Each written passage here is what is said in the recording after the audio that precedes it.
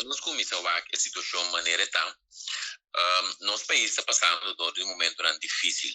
Então, se não está algo agora aqui, mas está algo que já compare ainda assim. Economicamente, você mira que o país tem um pouco de desemprego, então nossa economia do país está creme.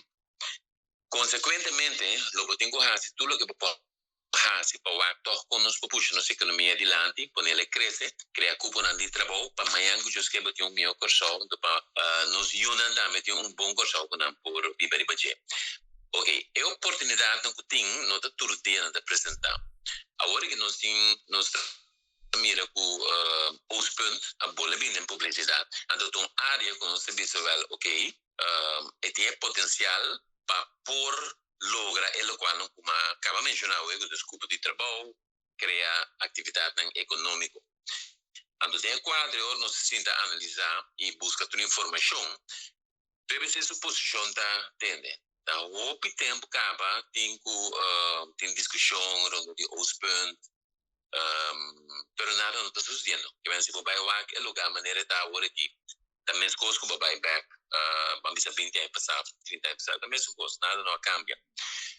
Consequentemente, nós temos o partido na mesa para chegar a entendimento, não? Nós vivemos na 2021, então tem época aqui, tem agora vou começar negócio, de mesmo tendo conta com natureza, meio ambiente, la mão,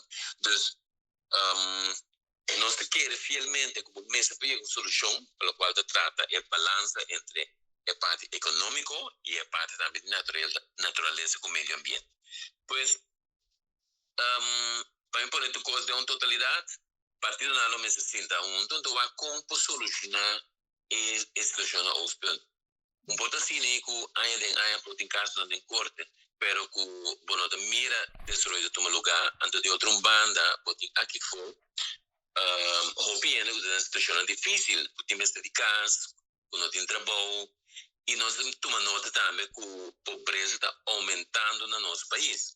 Então, tem quadro e FBC está precisando atender, mas se pode chegar a desenvolvimento balançado, de os pontos, caminha tanto o aspecto econômico, para o aspecto também de meio ambiente com natureza, por chegar de uma harmonia com o outro, na uma solução.